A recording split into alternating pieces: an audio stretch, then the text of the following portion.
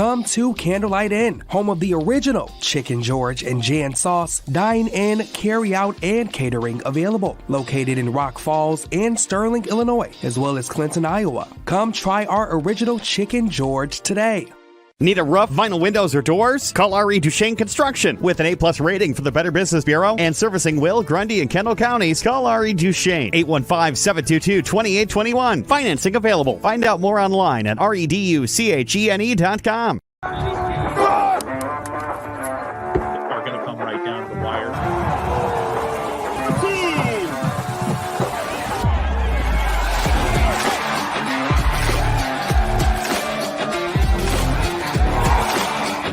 Yeah, he really likes this field. Team of the Week MVP.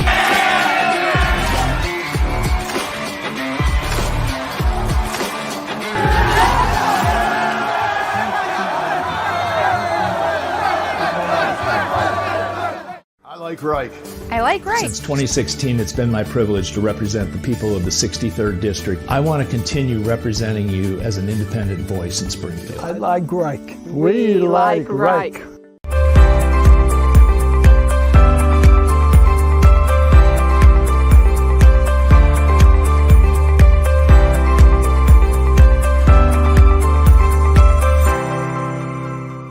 We're here to help you with your problems that result from an automobile accident or an injury on the job or the loss of a loved one. There's no reason you should go through this alone and guess that you're doing things right.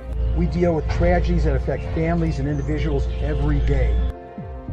Come here and protect your interest. We've been doing this collectively for over 100 years. Let's put that experience to work for you.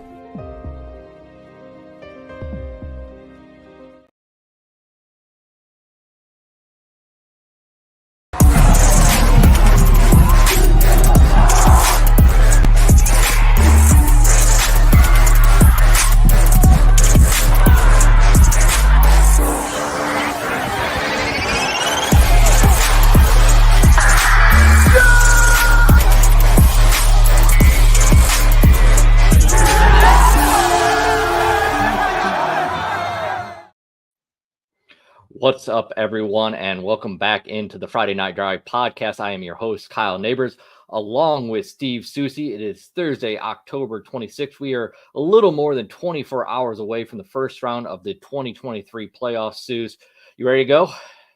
Absolutely. Having an opportunity to kind of break down these brackets and take a look at, in depth at these games. It really looks like we're going to have a lot of fascinating first round matchups. Not that that's something we haven't had in the past, but it certainly looks like there are a few more to choose from than maybe in past years. Yeah, definitely a lot of fun matchups here in the first round. We got a lot to get to today. We're going to be live with you for the next 45 minutes or so. You can join us throughout the playoffs on Mondays and Thursdays at 11 a.m. Souce and I will be here taking your question, breaking down the brackets. Today, like we would normally, if you listen to the Friday Night Drive podcast, which of course you can. If you're not watching this live, you can download this anywhere you get your podcast from. On Thursday, we have Michal Dwojak join us and Joe Stevenson join us. And we're going to go ahead and dive right into that stuff right away today. We got a lot to get through. Obviously, 128 games in the first round. Plenty to talk about here. Again, if you are watching live on YouTube, you can send us questions and comments. We appreciate it. It helps us figure out what you guys want to talk about. And of course, if you can give us a thumbs up and subscribe to the channel, it really, really helps people find the show and grow the channel. We appreciate that. Now with that, I am going to go ahead and bring Michal on. Michal Dwojak covers the Chicago Catholic League and East Suburban Catholic Conference for FridayNightDrive.com. How you doing, Michal? Good. How are you guys doing? Not bad. Playoff football, man. I couldn't be happier. There's nothing like it. I know it's a great time of year right now. And I'm a football guy. And Michal, I know you do some soccer coverage for the Northwest Herald, helping us out there. Souce, I know you don't cover a lot of this, but I actually love this time of year for postseason volleyball too. Michal, have you got any of that over the years? Yeah, I've got postseason volleyball. Has always been fun. Some good teams, making it. And those, I feel like that's where a lot of upsets happen too. Because the third set match, anything can happen if you tie it after one. So those are always fun environments to be a part of as well. Yeah, high school volleyball is a lot of fun, particularly when you get to like really good levels like Huntley volleyball. I'm taking this completely off course. I don't care. Yeah. It's our show, right? Huntley volleyball, like you get like multiple Division I players and they're just slamming balls down. High school volleyball is a lot of fun, but that's not what we're here. We're here to talk football, and you get a really good game. We're going to start with your game on Friday night, St. Rita Mount Carmel. I think it's fair to assume that the Caravan are going to be a little upset after suffering that loss here to Loyola. I think both coaches are going to be pretty upset after what happened in week 9 to both of them. I mean, Mount Carmel obviously lost to Loyola, and St. Rita lost to Brother Rice. So, I mean, I feel like both teams are going to be pretty determined. I'm sure when Martin Hopkins and Jordan Lynch both saw who they're playing in the first round, they're like, isn't this more of a quarterfinal matchup or a semifinal matchup like it was last year? But I'm sure both teams will be pretty motivated when they kick off on Friday for what feels like a deeper postseason game as opposed to a game that's happening here in week 1. Yeah, these two teams obviously met during the regular season. What do you think they learned from it, and what differences do you expect in a rematch? I think, familiarity always plays a role into this. Obviously, they played each other twice last year. They played each other in the semifinals in last season's postseason, and then Mount Carmel beat them 38-7 earlier in the year. But I think the biggest thing, obviously familiarity plays a role, but is St. Rita going to have its starting quarterback is a really big question here. Jed Hilding got injured in week 8. He missed that game, and then he missed the rest of the game against Brother Rice after being hit hard on a run in the third quarter against Brother Rice. The backup had to come in. He played pretty well in week 8 and did well in backup duty in week 9. But I think that's a big factor into what's going to happen in this game and whether, St. Rita is going to be able to throw the ball at all. Obviously, they can run the ball pretty well with DJ Stewart, and they've got a good cast over there. But if you take away the pass game for this Mount Carmel defense, that makes it pretty easy for them to just stack the box and really limit what St. Rita is able to do running the ball. You can follow Michael on Twitter or X at mdwojak94. You can also find him on Instagram and Threads. You mentioned Brother Rice, another CCL blue team there that is in the postseason that had its week 9 outcome put them in a matchup here. Another game that you would not expect to see in the first round. Number 26 Brother Rice facing number 7 Batavia. What are you hearing about that game? I think that game's obviously really interesting. I'm sure, same thing with Mount Carmel, St. Rita, they don't want to be playing against each other in the first round. But I mean, for Brother Rice, it's been pretty much, it hasn't been the season they wanted it to be. They beat Maine South to start the year 10-7. Things are looking great. Like they look like a pretty dominant team in that opening win. And then everything falls apart. Christian Pierce, their junior linebacker who has offers from Ohio State, Michigan, Illinois, Texas, a lot of big schools. He gets injured and he's out for the rest of the regular season. A lot of seniors on their defensive line are out for much of the season here and there. Their secondary is made up of sophomores, basically. So Coach Kledenfeld really had to change up the defense, in the middle of the year. And they were able to kind of come together and, qualify. They beat Montini in week 8. They beat St. Rita in week number 9 to make the playoffs. So I'm really curious to see, has Brother Rice kind of figured it out now? Like they know who they are this year. They're not the team that they thought they were going to be and don't have all the players they thought they were going to have. But a lot of guys have come back now. Obviously Pierce, he's not going to come back for the rest of the for the playoffs, but Brother Rice has a lot of, good defenders and they've got an offense that clicks. Randall Nowden really runs the ball well. And Ryan Hartz and Marcus Brown both come in at quarterback for Brother Rice to throw the ball, and they can do that as well. So I'm really curious to see, can they keep this momentum, and does going through that rugged, CCL ESC schedule kind of prepare them for this moment playing against the Batavia team, obviously, that's trying to win a state championship here. So I think when we come into this postseason, in 8A, Loyola is one among the favorites. Mount Carmel and 7A among the favorites. Neither of those things are a surprise, right? Seuss, when you look past those two, though, you got Brother Rice there as a 26 seed, up and down these different brackets in the different classes. Who are some of the Catholic League teams that you think could kind of sneak up on people? Well, I'm kind of intrigued by St. Ignatius, and it's a little bit because of their path. I kind of like the setup for them to make a little bit of a move here. Now, granted, they're in that, the 8-9 pod as a lower seed, which means they potentially get to Loyola pretty quickly. But still, I like where they're at in the bracket. And then going farther down, I think the thing that really kind of stands out to me, Montini in 3A. All season long, they're playing, the behemoths of the Catholic League. Granted, they started real fast, and I don't want to say stumbled down the stretch. That was kind of schedule related as well. But when you go down all the way down to Class 3A after you've been playing 6s, 7s, and 8s all season long, there's quite a dramatic change in the opponent that you're going to be facing. And sitting there as kind of a 6 seed in that bracket, they look really, really interesting to me in 3. Another team in 5, I like Carmel's draw. I think they're in good shape to be around quite a while. How about you, Michael? Do you agree with Souce? Anyone else? I'm really curious about St. Francis as well. Obviously, the biggest thing any team really wants in football is a great quarterback, and that's what Alessio Milojevic has been for St. Francis this year. He's just been really helping them win a lot of big CCL, ESCC games this year. So if you have a hot quarterback like that and a really good defense like St. Francis does, obviously the running attack is working as well. But if you have a quarterback who can make a lot of big plays in big moments, I think that really helps you go on a deeper run. So I would agree with all the other guys. Obviously, Ignatius, if they're going to run out Justin Scott, more often than not now after week now that the cat's out of the bag. But I would agree with most of that. I'm also curious to see how Carmel does. Star running back Justin Scott, right? Yeah. Let's go ahead and bring Joe Stevenson in now. Joe Stevenson covers McHenry County for the Northwest Herald and FridayNightDrive.com. And I want to bring him in right now because we get a matchup between a Catholic League team and one of the best teams in McHenry County, Prairie Ridge, a team that has been in multiple state championship games. Usually we find them in Class 6A, but we find them in Class 5A this year, Joe, against a Nazareth team that comes in at 4-5, but is the defending state champion. This is not a 4-5 team by any measure. I liked Coach Chris Schremp's reading your preview story, getting that ready. That goes up on FridayNightDrive.com tomorrow morning. Coach Chris Schremp, it's like it's a bad draw for us, but it's a bad draw for them too. Exactly. Yeah. You guys were mentioning a couple of games earlier that didn't seem like first round games. This definitely doesn't seem. This seems more like a quarterfinal or semifinal game with the pedigrees of these two teams.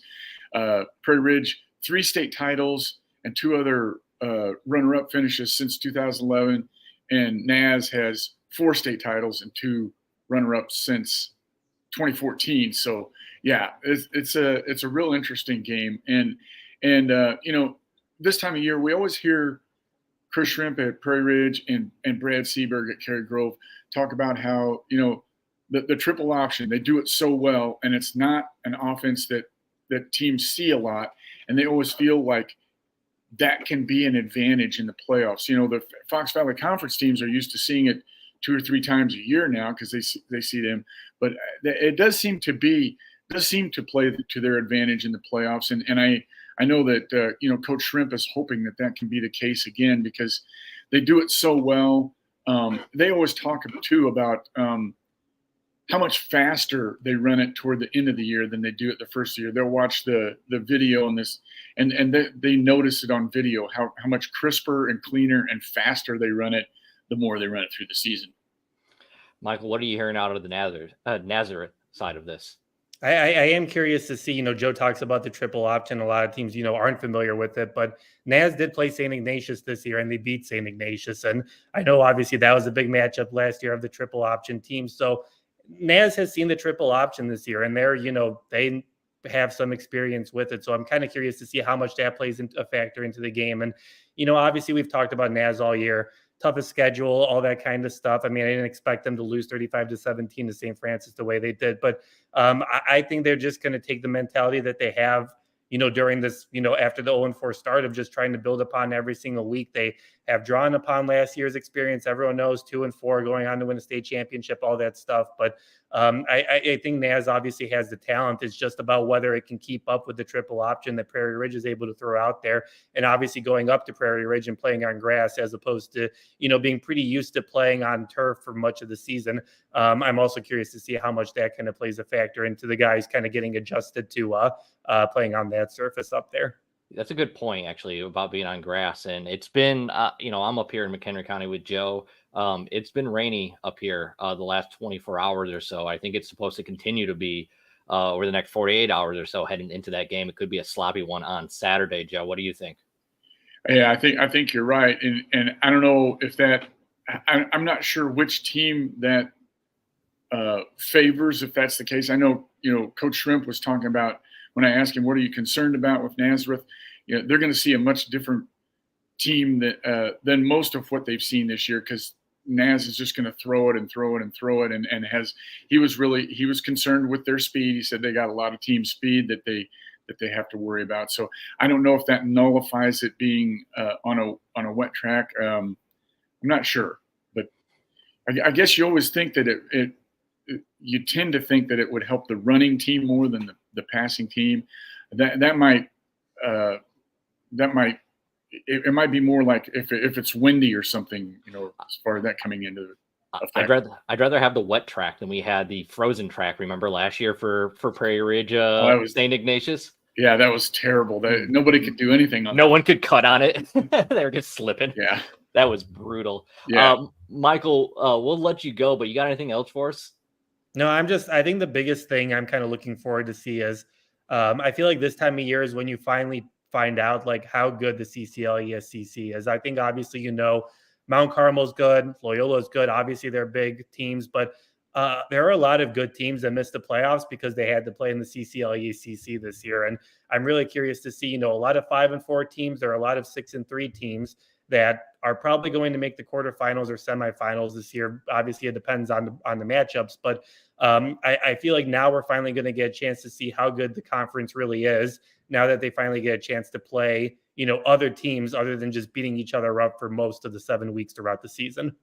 All right, you can find Michael's work at Friday Night Drive. You can find him on Twitter at mdwojak94 and on Instagram and Facebook, or Instagram and Threads as well. Michael, thanks for joining us, man. All right, happy football, guys. Later. All right, Joe. So we talked Prairie Ridge. We got some other Fox Valley Conference teams in the postseason, though. Let's start with Huntley in 8A, a matchup against Niles West. We've seen Huntley with some brutal draws in the 8A playoffs over the years in the first round. I actually think this one sets up pretty well for them. I agree with you. I think Huntley has a real good chance here. Niles West, first time in the playoffs since 2014, and only one playoff victory in school history, which was 1991. So I don't know a lot about the Wolves, but I really like the way Huntley's playing. Hayden Janke, their big running back, has scored in every game. I thought that was kind of interesting. He has a rushing touchdown in every game. And their quarterback, junior Braylon Bauer, they don't throw a lot of they throw a lot of short passes. So he has a really good completion percentage, like 75%. But that's really helped them this year with their offense to take a little bit of the pressure off of Janke. He hadn't carried it nearly as much as he did last year. So they're way more than one-dimensional like they were last year. And their defense has played pretty well too. So I really like how this sets up for the Red Raiders on Friday. Joe, or Souce, I just was noticing this. Huntley or Niles West would play the winner of St. Ignatius and Joliet West. I want to ask you a little bit about this matchup for Joliet West. Dan Tito, by the way, winning the Chicago Bears Illinois Coach of the Week today. I saw that announced. Congrats to Coach Dan Tito for that. What does Joliet West have to do to win this matchup, Souce? Well, I think the biggest thing for them is they have to be extremely disciplined on defense. We were talking a lot about the triple option when we were discussing, how it factors into that. Joliet West doesn't have a lot of experience seeing that type of offense going up against them. So in doing that, they just have to be prepared, be disciplined, and it's a capable defensive unit. They're capable of making big plays, but just really got to stay in their lanes and give their offense, which is multifaceted and talented, enough quality opportunities to get some points on the board. Because I've seen St. Ignatius do this before, and you guys probably have too, where they've just kind of taken over a game and, more importantly, taken over the clock. I've seen them take over an entire quarter one time where they just simply march the ball down the field in a methodical nature. And with Joliet West, they like to get out there and make things happen. So it might just get really frustrating for them if they're unable to get those stops and get St. Ignatius off the field and let their offense have some room to run. Guys, in Class 7A, we got a matchup between number 23 Jacobs and number 10 Lincoln Way Central. Looking for some intel on this one because this is, to me, one of the more difficult matchups I've had trying to figure out picking this week. Joe, how do you feel about Jacobs heading into the postseason? I really like where Jacobs is at right now. 5 wins in a row, and the defense has really played well. You do look at their wins, and there is one win over a playoff team, which was Crystal Lake Central. They lost 6-0 in the season opener to Prairie Ridge. Neither team could get their offense going that night. And then their other losses were to, Cary Grove and Huntley. But Jacobs has played really well. They seem to have fixed their offensive problems, and they moved running back Caden Dumel to fullback. And I don't know why, but he seemed to have he was really good at running back, but he's even better at fullback, and that seemed to have kind of sparked their offense. Their offense has been really good. I think this is an interesting game. I don't know a lot about Central. I know that it's ranked 7th in 7A, and I think Jacobs is definitely going to have its hands full, but the Golden Eagles have been playing really well. Yeah, Central is a team that surprised us, Lincoln Way Central, that is, all year long, Souce. Yeah, I feel like this could maybe evolve into a little bit of a rock fight. Lincoln Way Central is really good on the defensive side of the ball. You ask their coach for a name or two on the defensive side, he can't help himself. He names like 8 because I don't want to call it a no-name defense because that's not what it is. They're just getting contributions from so many guys, it's hard to single one out. So, and then on offense, they've got the human bowling ball, Anthony Noto, who is about 5'7" and just runs with power and energy and tends to seem to break plays that it doesn't look like he's going to break. So I really feel like this could just be a field position battle where 1 or 2 mistakes by one sideline over another could make the difference in the game. In Class 6A, we find 2 more Fox Valley Conference teams, Joe, both matched up against North Suburban Conference teams. Number 16, Crystal Lake Central at number 1, Lake Zurich at 7 p.m. on Friday. Also, 6:30 p.m. on Friday. Number 3, Cary Grove hosts number 14, Libertyville. What do you think of those matchups? Well, I really like how Cary Grove looks going into here. The 1-point loss to Prairie Ridge, a 1-point loss to Huntley, and the Trojans can play good defense, and they run the option really well. I do know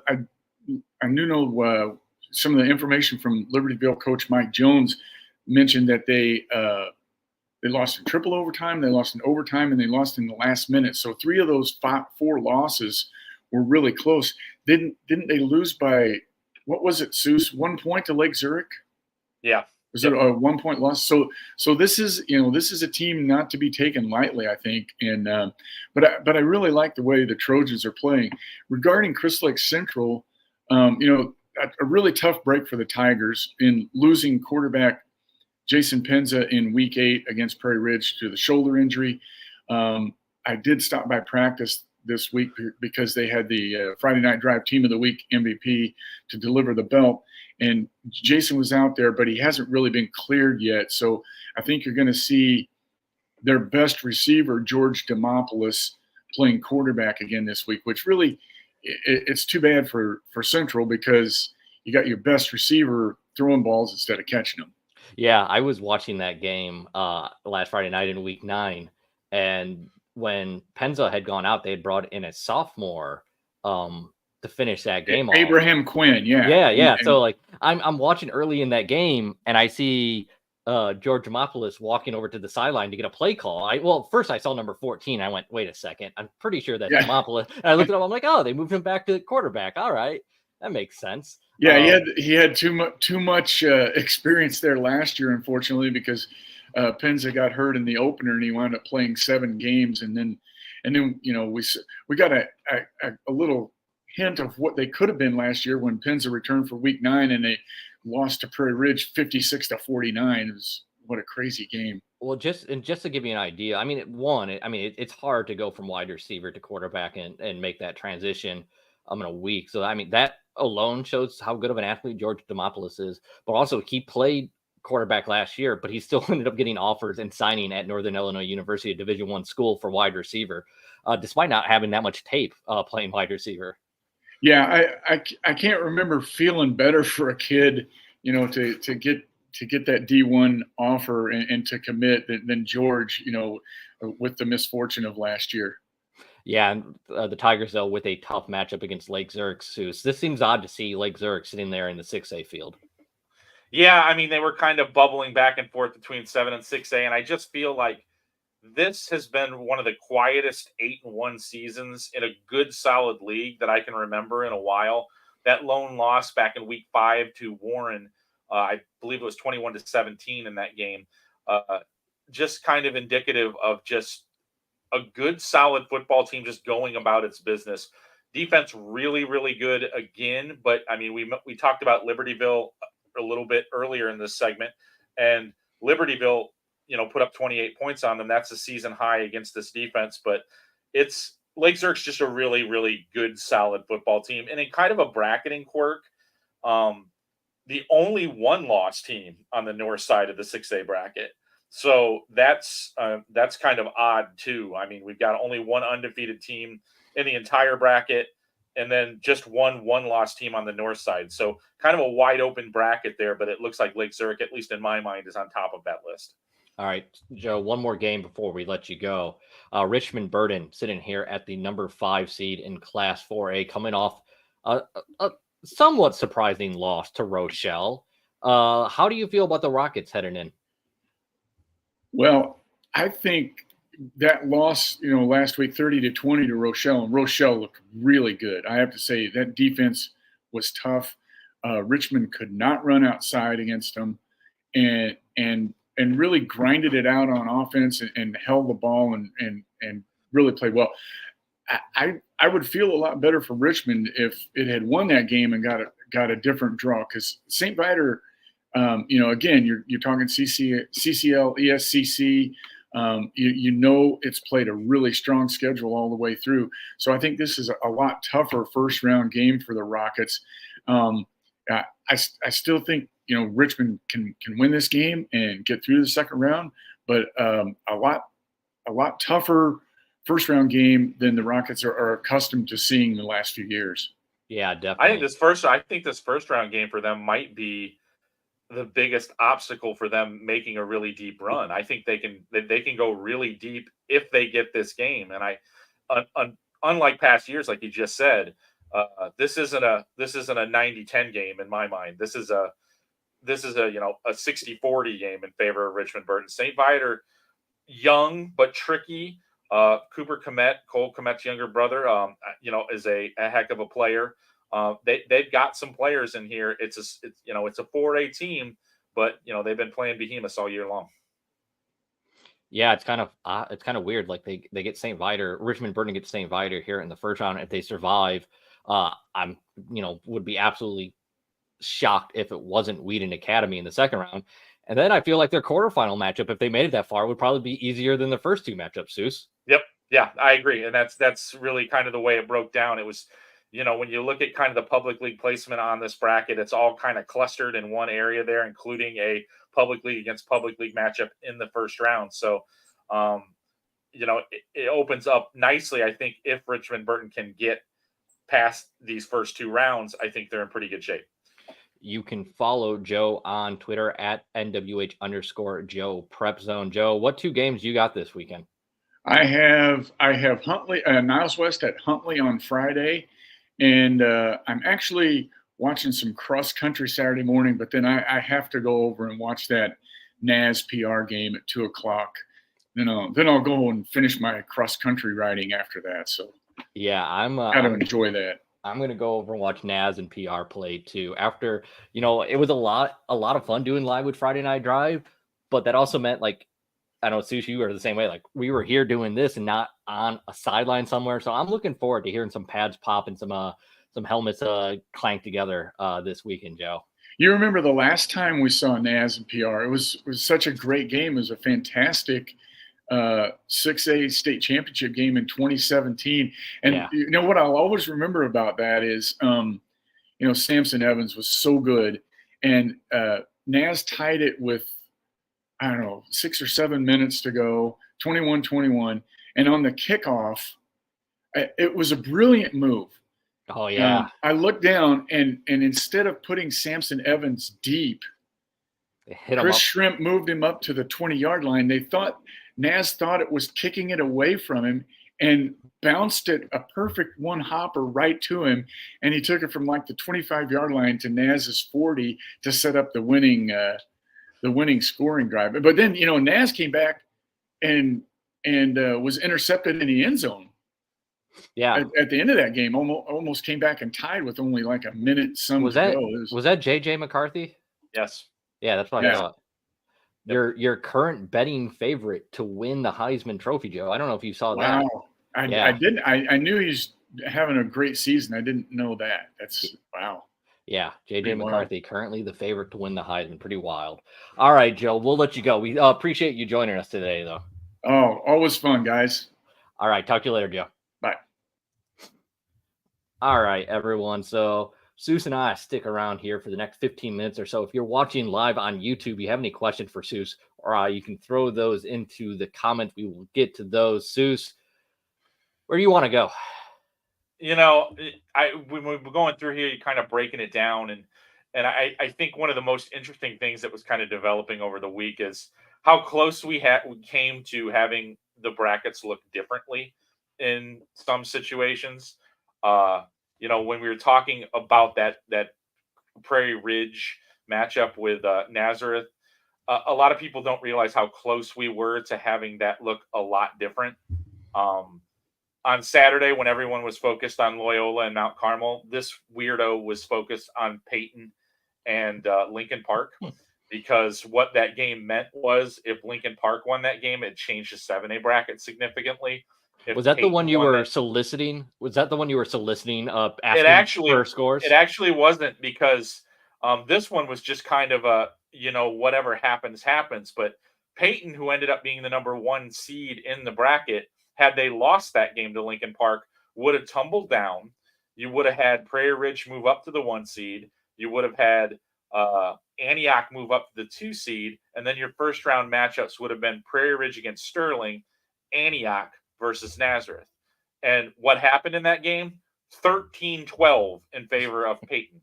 So, and so that was what we were kind of watching that from the periphery, and not really, I don't think a lot of people realize that was the impact of that 1-point result in a Saturday afternoon public game. So, and then I could get into the whole fascinating situation with 7A and the double forfeit that ended up causing a seed stack to change, which I talked about in the What We Learned on Monday. So definitely an interesting situations, that kind of little machinations that were behind the scenes that I don't think people realized on that final day, how much of an impact they had, when we finally put it all together. Got a couple questions coming in here. Really appreciate it, guys. Trevor asks, a little late to the stream, but do you guys think Chicago Hope has a chance to play in the title game? Talking about Class 1A here. Let's pull that bracket up here. Let's see, Soucie. Hope sitting there as the 3 seed. What do you think? I've talked about this the entire time. I like Hope. I like a lot of the things that they have, but the fact remains that they could potentially play a team in the second round that beat them during the regular season. So they would have to clear that obstacle. Likely second round matchup between Aurora Christian and Hope Academy. Granted, it would be at home at Hope. It was a close game when they played the first time, but Hope's obvious larger obstacle, if they could keep going, is I won't pick against Lena Winslow until they lose, and I'm not sure when that's going to be, and I don't really think it's going to be this year either. So when was the last time they lost? I think we got to go all the way back to a regular season game against Forreston, I believe 2 years ago. Yeah, I which remember, they promptly week 9 maybe. They promptly avenged in the playoffs by winning by like 40 or something. Yeah. So they don't lose very often. They're still the clear favorite in 1A, and that's the biggest obstacle for any team that resides on the North bracket on whether or not they can get to normal, is how Lena Winslow and if they can get dispatched. Yeah, I completely agree with that. All right. So we got, let's see, Trevor followed up here. So both very good teams. Hope is very big up front and very athletic in the backfield. Might be the biggest team in 1A. So if you had a chance to look at their offensive line, I did see their coach post their starting offensive line on Twitter and tag Friday Night Drive in that today. Yeah, I've seen a little bit of it on tape. I have not seen them live this year. Not the same thing, but that is something that definitely stands out. It's a very big and talented offensive line, very talented quarterback play there, and a lot of explosive playmakers. It's just a lot of fun. It's a fun team, and I wish them the best because their coaching staff, great bunch of guys. Had the opportunity to speak with head coach Chris Mallett. At a summer event this year to showcase. I talked to Chris a lot on the phone in the past when I've tried to help him put together a schedule as an independent. Now he doesn't have to worry about that as much as he used to. But, they still went to California this year in a non-conference game. So it's a very interesting program led by very interesting guy. I always kind of have, I'm not supposed to have a rooting interest as a member of the media, but I always like it when Hope Academy's playing well because it's a fun story when they do. The man you're listening to talk is Steve Soucie, as our former colleague at the Daily Journal. Tim Aaron used to say the man, the myth, the legend, the Seuss, breaking down the first round playoff matchups for you here. You can find Seuss on Twitter at the Seuss. You can find myself on Twitter at Kyle Nabors. You can also find Friday Night Drive on Twitter at FN Drive. You can also follow Friday Night Drive on Facebook and Instagram. We had a question from Jimmy who says, who advances in the top half bracket for 7A, Seuss? It's really chalky to say this, but I really like the top seed. Normal Community has had a very fine season. You always kind of wonder about, the Big 12 teams kind of transferring into this 7A playoff field, whether or not their schedule has prepped them for it. But I think their defense translates against any level of competition. Have really done a nice job of taking care of some pretty quality programs, either shutting them down entirely or limiting them to very few points. They're a good team, but the other team that I like on the north side of the bracket, I really like Hersey a lot. Yep. I kind of like their path. They're in that situation. And if you want to talk a few underseeds that I think are interesting here, I just said that I like Hersey, but I also think a potential second round matchup against either of those two teams that they could play between Downers Grove North and Kenwood. Kenwood has some incredibly explosive athletes, and Downers Grove North is just a really, really solid football team. So whoever gets through that first round game, I think is going to give Hersey an interesting test. And we talked about this before with some other teams. I feel like that second round game might be more difficult than games they would face down the line. So, in that situation, I think there are a lot of interesting teams here. Wouldn't surprise me to see, a double-digit seed make a bit of a run here. There are a lot of candidates for that. I think that 16-17 game is interesting between Bradley and St. Charles North. That's where I was going. So that's one of those. I have a 2:00 game in Central Illinois. I'm hoping to make it back to my home area to catch the second half of that game. That's how intrigued I am with that contest. But like I said, there's a lot of teams in here that I think I wouldn't be shocked to see them on the quarterfinal lines. And I feel like there's 10 to 12 options for those teams to get there. Let's see, where are we at here? Got more questions coming in. Love the question, guys. Really appreciate it here. GMacker1 says, Duquesne represented well in the playoff, 4 teams in 7A and 1 in 6A. Geneva traditionally had been in 7A. What do you think Geneva's chances in this playoff class? Well, I think Geneva's bracket is quite kind, especially early. Drawing that Chicago Public League team in the first round sets them up nicely. They're going to almost certainly be playing the 15 seed in the second round because they also play a public league team. I think Lake Forest is a good team, but I think Geneva probably gets them. So then we're talking about in the quarterfinals before they run into their first, I guess, significant opponent. I figure that will be Cary Grove, just kind of looking at that group. So, that is a really excellent quarterfinal potential matchup that I think right there. I think that's, almost kind of like a toss-up in my mind right now with where those two teams are at. So I think they have an opportunity to make a really deep run here. They could potentially beat Cary Grove. I think you're probably looking at Lake Zurich in that semifinal game if they were to get that far. So do I think it's out of the realm of possibilities that Geneva could find itself in normal? I don't. I wouldn't put an exceptionally high percentage on it, but I think it's something that could be done. I would be surprised if coming out of that 6A North bracket, if it wasn't one of those three, though, Lake Zurich, Cary Grove, or Geneva. I agree. I think I have Cary Grove as a slight favorite, then Lake Zurich, and then probably Geneva. I think those three teams are close enough, though, that you could, if you order them in any order of those three, I really couldn't argue with you. Yeah, we're on the same page. Yeah, on that one. All right, let's go over Weather on the Go. Weather on the Go. Nice to have you back, man. Dixon's chances versus St. Lawrence in 4A North bracket in the second round. Well, let's see here. So Dixon with a matchup against Plano in the first round. I don't want to say that's a win. First off, I think that's a win for Dixon, but I'm not completely sure, to be honest with you, with the way the Big Northern Conference played out this year. I don't really know what to make of the teams behind Byron in that conference, Souce. Yeah, I mean, I think that's one of the things that I kind of look at here too, not only with the Plano game, but moving further if they were to get past that game against St. Lawrence. Dixon, as I described it, at least from an enrollment perspective, is a big fish in a small pond in the Big Northern.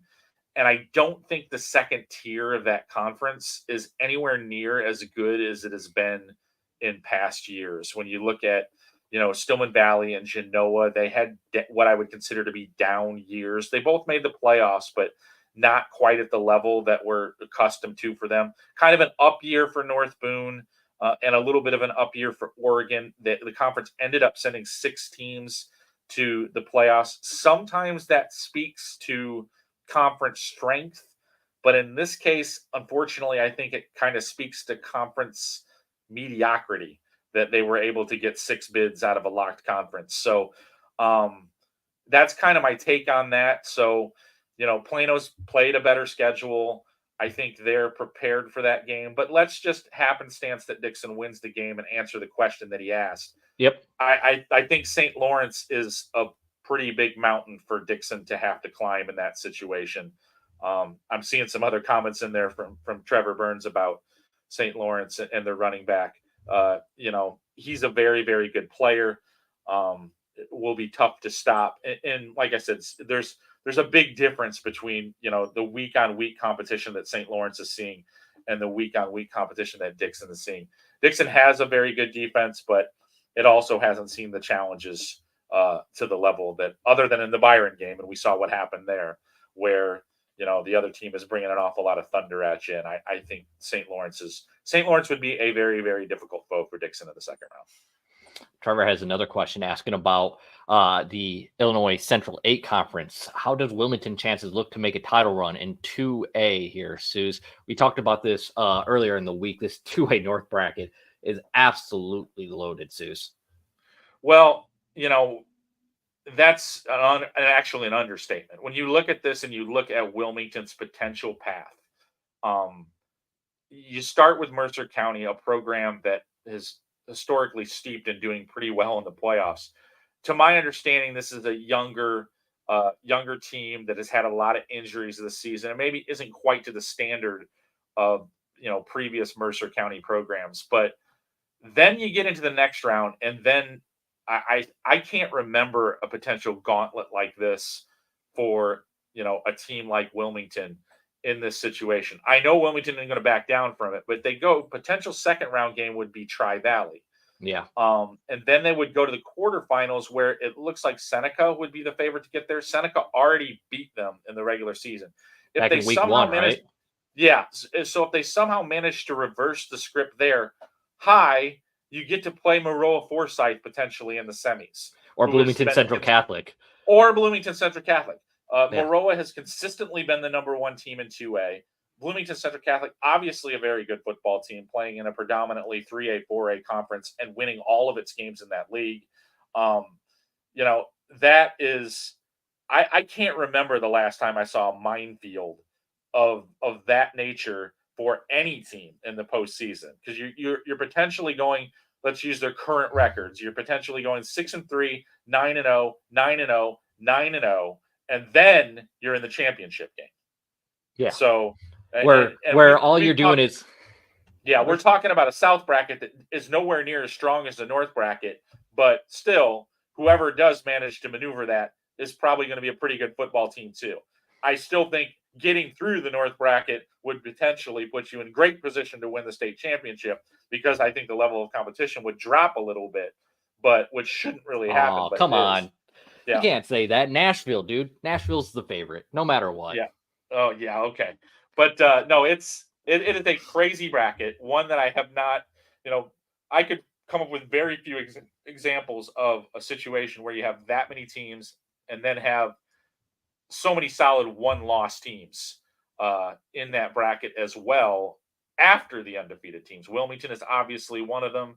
But there's just so many that a one-loss team is actually on the road in the first round. So loaded 2A North bracket. Whoever comes out of it, hopefully they're actually able to survive physically with enough to go into the state championship game without feeling like that gauntlet has hurt them too badly. All right, we're caught up on questions. We got to get out of here anyway. Make sure you stick to FridayNightDrive.com all weekend long. We'll have full coverage of the first round for you. All your preview content is going up on the website right now. I got Souce's first round analysis for 1A through 5A. All is up. 6A will be going up this afternoon, and 7A and 8A tomorrow morning. Souce, how about you leave us with some final thoughts, though? We talked about it a little bit before. A potentially fascinating first round. So many fun games out there. For example, we didn't even talk about the game that I'm traveling to on Friday night in the 5A bracket. I'm going to Peoria to see Joliet Catholic and Peoria square off. That feels nothing like a first-round matchup. And if I had more time, I could sit here and point out 15 or 20 more games like that, where there are first-round games that feel like quarterfinal games. So an opportunity for some really good football, and I hope everybody has the opportunity to go out and see some. Thank you, everyone who joined us live this morning on YouTube. You can subscribe to the channel, leave a thumbs up. We really do appreciate it. You can find us live on Mondays and Thursdays morning throughout the postseason here at 11 a.m. We'll be breaking it down, Souce and I. For now, we're going to go ahead and sign off. For Steve Soucie, I am Kyle Nabors. We will talk to you guys later. Come to Candlelight Inn, home of the original Chicken George and Jan Sauce. Dine in, carry out, and catering available. Located in Rock Falls and Sterling, Illinois, as well as Clinton, Iowa. Come try our original Chicken George today. Need a roof, vinyl windows, or doors? Call R.E. Duchesne Construction. With an A+ rating for the Better Business Bureau and servicing Will, Grundy, and Kendall counties, call R.E. Duchesne. 815-722-2821. Financing available. Find out more online at reduchene.com. Are going to come right down to the wire.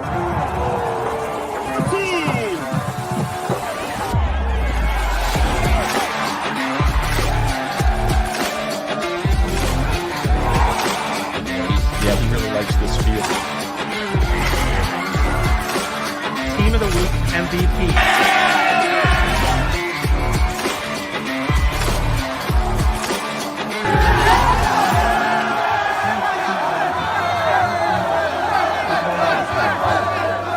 I like Reich. I like Reich. Since 2016, it's been my privilege to represent the people of the 63rd District. I want to continue representing you as an independent voice in Springfield. I like Reich. We like Reich.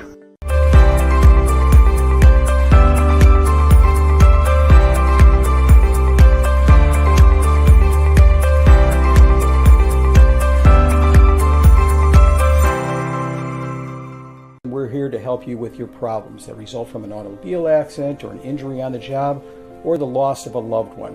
There's no reason you should go through this alone and guess that you're doing things right. We deal with tragedies that affect families and individuals every day. Come here and protect your interests. We've been doing this collectively for over 100 years. Let's put that experience to work for you.